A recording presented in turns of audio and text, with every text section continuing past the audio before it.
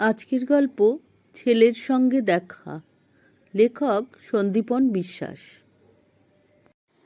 বুকটা ছ্যাদ করে উঠল সুভদ্রার।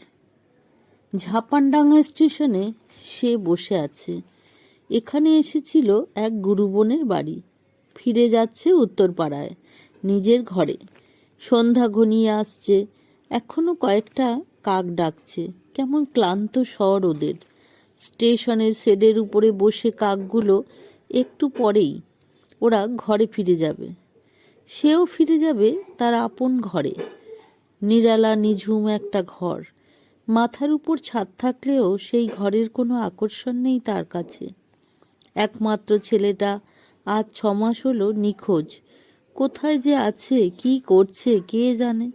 পুলিশ ডেকে নিয়ে গিয়ে বেশ কয়েকটা বডি দেখিয়েছে, কিন্তু কোনোটাই নবারুণের নয়। সুভদ্রা জানে নবারুণ মরতে পারে না।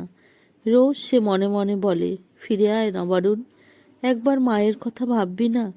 তোর বাবা চলে গেছে, তুইও যদি হারিয়ে যাস আমি কি নিয়ে থাকবো বল? দূরে ট্রেন আসছে, ঘোষণাও হয়ে গিয়েছে। কাঁধের ব্যাগটা ঠিক করে উঠে দাঁড়ালো সুভদ্রা। তখনই তার বুকটা ছ্যাদ করে উঠল। চকিতে সে যাত্রীদের মধ্যে দেখল নবারুণের মুখ। ওই তো নবারুণ দাঁড়িয়ে আছে। সেই নীল টি শার্ট দেখা যাচ্ছে। এখানেও কি করছে? নবারুণও কি ট্রেনে উঠবে? কয়েকজন উঠল, কয়েকজন নামলো। স্টেশন অনেকেই আছে, এখন অনেকটা ফাঁকা। নবারুণের দিকে তাকিয়ে দেখতে গিয়ে ট্রেন বেরিয়ে গেল। তা যাক। স্টেশনের নিভু নরম আলোয় সুভদ্রা এখনো তাকিয়ে নবারুণের দিকে। ওই তো স্টেশনের ধার ঘেঁষে দাঁড়িয়ে আকাশ দেখছে। চোখে সেই চশমাটা। ছোটবেলা থেকেই আকাশ দেখতে ভালোবাসত নবারুণ। বাবার কোলে চেপে রাতের আকাশে তারা দেখত। চোখে জল এসে গেল সুভদ্রার। আস্তে আস্তে কাছে গিয়ে ডাকলো, নবারুণ। নবারুণ ঘাড় ঘুরিয়ে দেখল, বলল, মা তুমি এখানে? সেই প্রশ্নে কোনো অবাক বিস্ময় নেই, কোনো কৌতূহল নেই, যেন যন্ত্রের মতো একটা নিয়ম রক্ষার প্রশ্ন। তাছাড়া সুভদ্রার মনে হলো নবারুণের গলাটা কেমন বদলে গেছে, কেমন একটা ঘর ঘরে গলা। কোটরগত চোখের দৃষ্টিটা কিছুটা ঘোলাটে, অন্ধকার এক গহ্বরের মতো। চোখের মণিটা পাথরের মতো স্থির। এই 6 মাসে ছেলেটা কেমন বদলে গেছে। সুভদ্রা উত্তর দেয়, হ্যাঁ, একটা কাজে এসেছিলাম। তুই এখানে কেন? আমি তো এখানেই থাকি মা। কেন বাবা? কার উপর অভিমান করে বাড়ি ছেড়ে চলে এলি? বাড়ি ফিরে চল বাবা। না মা, আমার পক্ষে আর ফেরা সম্ভব নয়। আমার অনেক কাজ বাকি। তুমি বরং আমার সঙ্গে চলো। এখন থেকে আমার সঙ্গে থাকবে। কোথায় বাবা, বিয়ে করেছিস নাকি? নবারুণ বলল, না মা, একাই থাকি। আমি ওই অন্ধকার আকাশের মতোই একা। চলো মা। চোখে জল আসে সুভদ্রার। ভাবে, দেখাই যাক ছেলে কোথায় কিভাবে থাকে, তারপর ওকে জোড়াজুড়ি করে ফিরিয়ে নিয়ে যাবে। সে পা বাড়ায় ছেলের পিছু পিছু। হেঁটে যেতে পারবে তো মা? এই একটু দূরে। অন্ধকার নেমে এসেছে। স্টেশন থেকে বেরিয়ে কিছুটা গিয়ে রাস্তা ছেড়ে একটা গুড়ি পথ ধরল নবারুণ। এখানে পথ আরো অন্ধকার। দুপাশে অসংখ্য গাছ, ছোট ছোট লতাগুল্ম, আগাছা ঝুঁকে পড়ে সেগুলো নেমে এসেছে মাটির কাছাকাছি।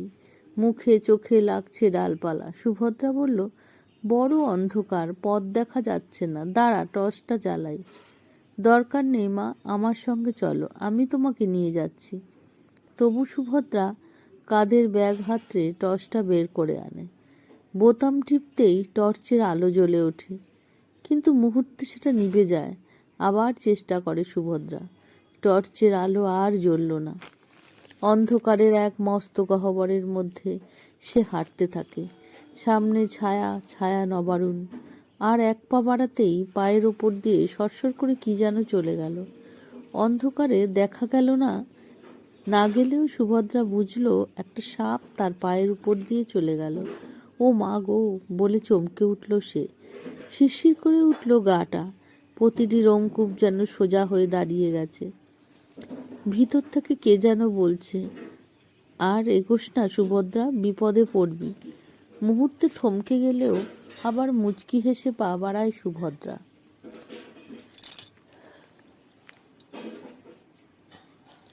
অন্ধকারেই হাসতে হাসতে সে ভাবে, ছেলের সঙ্গে যাচ্ছি, আবার ভয় কিসে? আর এক পা বাড়াতেই সে আঁতকে উঠল।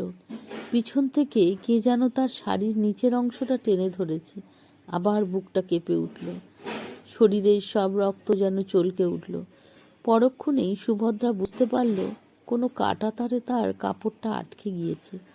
নবারুণ বলে, ভয় নেই মা, আমার সঙ্গে যতক্ষণ আছো ততক্ষণ কোনো ভয় নেই, তুমি বরং আমার হাত ধরো। ছেলের কথায় একটু ভরসা পেল সুভদ্রা।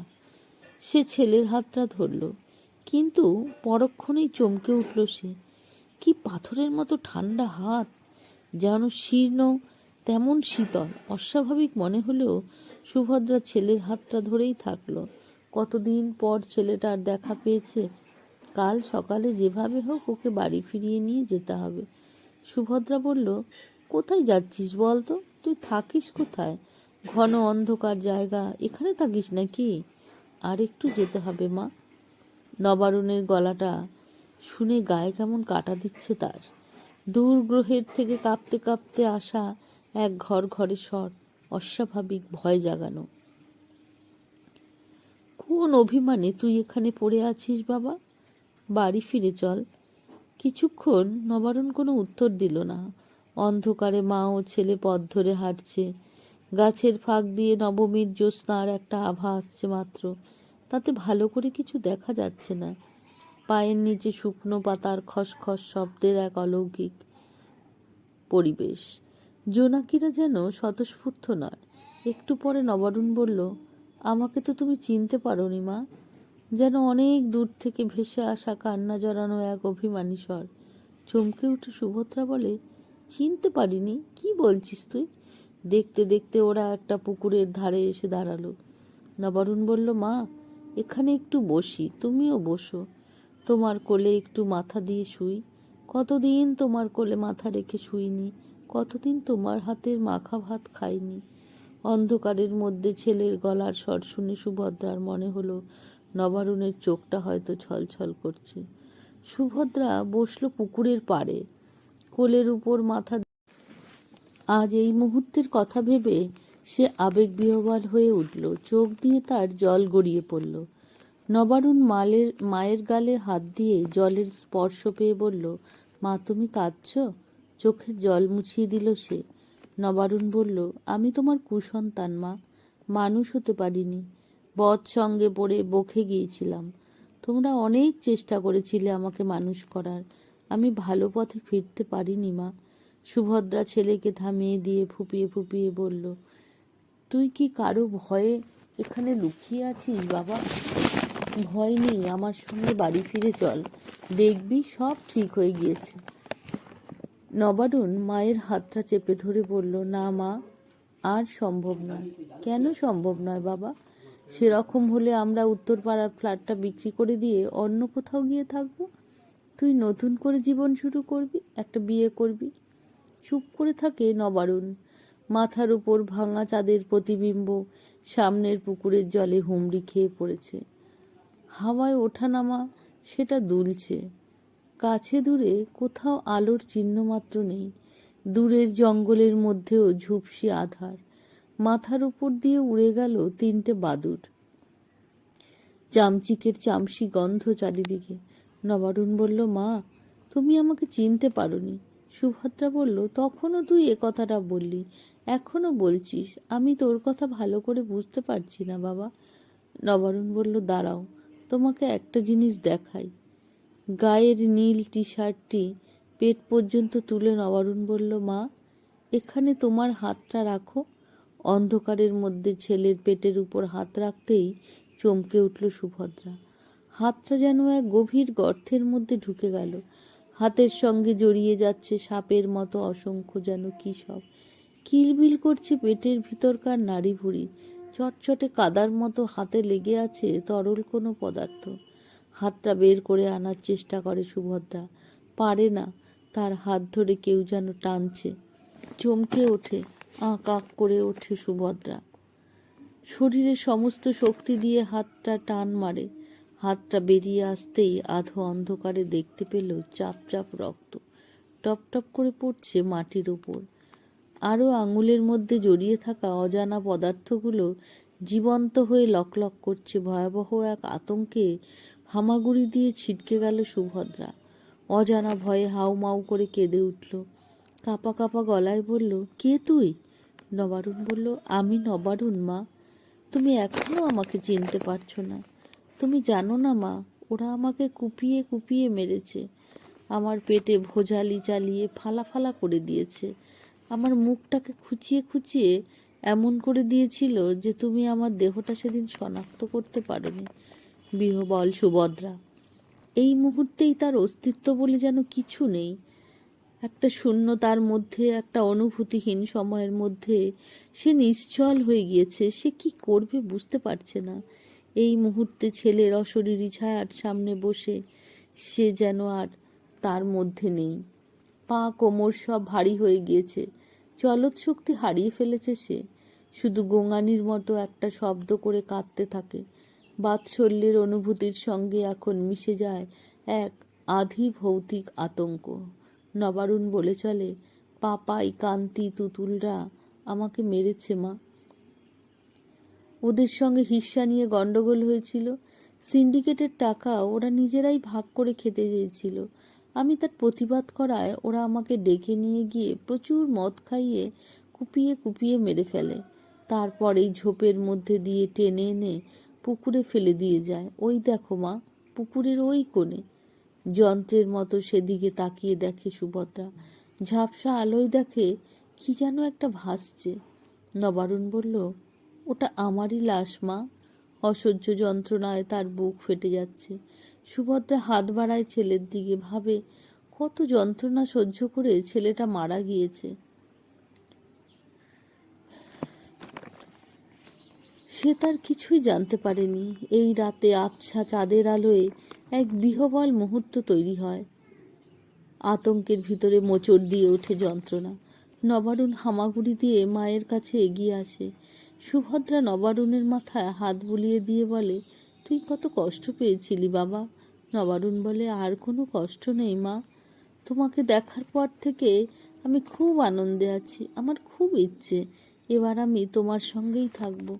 সুভদ্রা বলল, আমি তো তোর কাছেই থাকতে চাই রে বাবা। তোকে ছেড়ে আর কোথায় যাবো মা? নবারুণ বলে, তাই থেকো মা, আর আমার কোনো কষ্ট থাকবে না। এক অদ্ভুত অনুভূতি যেন ঘিরে ধরে সুভদ্রাকে। বুকের ভিতর অসম্ভব এক আনন্দের অনুরণন। এক অলৌকিক শূন্যতার ভিতরে সে যেন উড়ে যায়। বোধহীন এক অস্তিত্ব তাকে গ্রাস করে। অজানা হয়ে ঘাসের উপরে পড়ে যেতে যেতে সুভদ্রা দেখল তীক্ষ্ণ কলরোলে আকাশটা ভরে গেল। ঝাঁক ঝাঁক বাদুড় উড়ে গেল এ প্রান্ত থেকে ও প্রান্তে। শিকারের সন্ধানে ডেকে উঠল প্যাঁচার দল।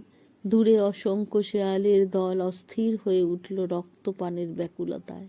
সমস্ত ঘাসপোকা বেরিয়ে এলো মাটি ফুঁড়ে। এক আদিম আধি ভৌতিক রাতের ভিতরে চমকে উঠে গড়িয়ে গেল বিবর্ণ ভাঙা চাঁদ। পরদিন সকালে দেখা গেল সেই পুকুরের ধারে ভিড় জমেছে গ্রামবাসীদের। স্থানীয় থানায় পুলিশ এসেছে। এখানে পুলিশের সঙ্গে আছে কুকুর। এসেছে মিডিয়ার রিপোর্টাররা। কেউ কেউ সেখান থেকে লাইভ টেলিকাস্ট করতে শুরু করেছে। পুকুরের জলে সুভদ্রার ভেসে ওঠা লাশটা পুলিশ তুলে নিয়ে গেল পোস্টমর্টেমের জন্য। বন্ধুরা, গল্পটা এখানেই শেষ করলাম। গল্পটা যদি ভালো লেগে থাকে তাহলে অবশ্যই আমার চ্যানেলটিকে সাবস্ক্রাইব করো আর লাইক ও শেয়ার করতে ভুলো না।